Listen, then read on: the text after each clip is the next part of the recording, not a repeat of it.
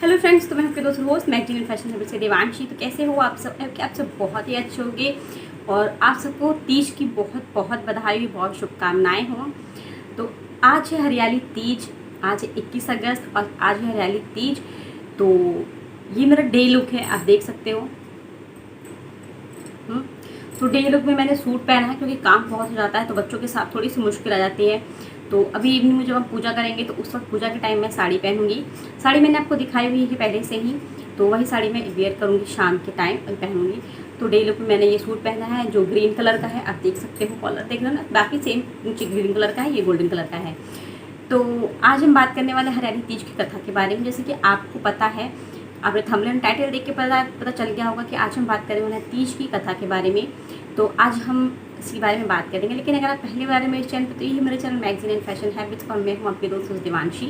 Video के नीचे आपको एक रेड कलर का सब्सक्राइब बटन मिल जाएगा। जी हाँ, एकदम ऐसा।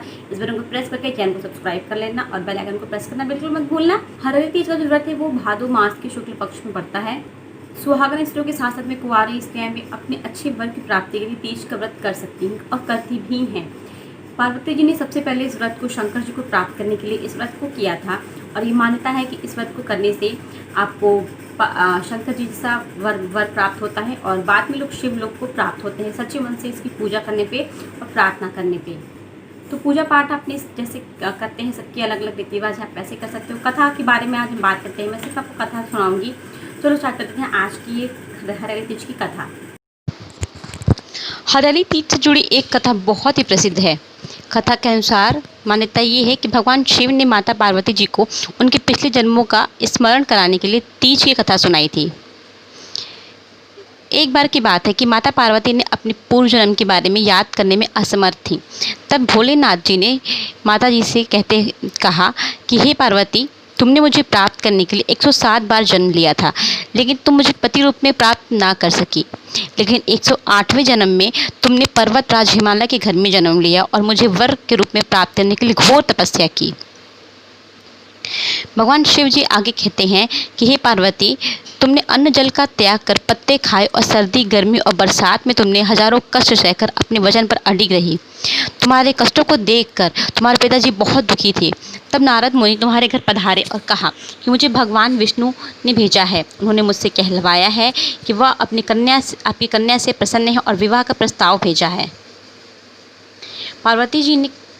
पार्वती जी के पिता खुशी से भगवान विष्णु के साथ विवाह के लिए तैयार हो गए। नारद मुनि जी ने भी भगवान विष्णु को यह शुभ संदेश सुना दिया। लेकिन जब यह बात पार्वती जी को पता चली तब वह बहुत दुखी हुई। पार्वती जी ने अपने मन की बात अपनी सखी को सुनाई। तब सखी ने माता पार्वती को घने जंगल में छिपा दिया। जब पार्वती के गायब होने पर की खबर हिमालय राज को पता चली तब उन्होंने खोजने में धरती पाताल एक कर दिया। लेकिन हे पार्वती, तुम ना मिली, क्योंकि तुम जंगल की गुफा में रेत से शिवलिंग बनाकर मेरी पूजा पाठ में लीन थी। पार्वती, तुम्हारी पूजा से मैं बहुत प्रसन्न हुआ और तुम्हारी मनोकामना पूरी की। जब हिमालय राज गुफा में पहुँचे तब तुमने अपने पिता को बताया कि मैंने शिव जी को पति रूप में चयन कर लिया है और मेरी मनोकामना पूरी कर दी है। शिव जी ने मेरा वरण कर लिया है। मैं आपके साथ केवल एक शर्त पर चलूँगी कि आप मेरा विवाह भोलेनाथ से कराने के लिए तैयार हो जाएं। तब हे पार्वती, तुम्हारे पिताजी मान गए और विधि विधान से हमारा विवाह किया। हे पार्वती, तुम्हारे कठोर तप और व्रत से ही हमारा विवाह हो सका है। और शंकर जी ने पार्वती जी से कहा कि इस हरियाली तीज को जो भी निष्ठा के साथ करेगा, मैं उसकी मनोवांछित फल प्रदान करूंगा। उसे तुम जैसा सुहाग मिलेगा। तुम हिंदू धर्म की हर कुंवारी कन्या अच्छे वर की कामना के लिए व्रत कर सकती है। वहीं सुहागन महिलाएं भी अपने पति की लंबी आयु के लिए इस व्रत को कर सकती हैं। पुराणों में ये बताया गया है कि पार्वती जी ने खुद बताया कि हरियाली तीज का व्रत करने पर महिलाओं को सुहाग और सौभाग्य की प्राप्ति होती है। सावन के महीने में तृतीया तिथि कई वर्षों में कड़ी तपस्या के बाद पार्वती जी ने भगवान शिव को पति के रूप में प्राप्त किया था। इसलिए इस व्रत को किया जाता है। तो आप सबको बहुत बहुत बधाई हो और हराली तीज की। तो आई होप कि आपको ये वीडियो अच्छा लगा होगा और ये भगवान शिव की हराली तीज की कथा भी आपको पसंद आई होगी। तो चलिए मैं मिलती हूँ आपसे अपने अगले वीडियो में।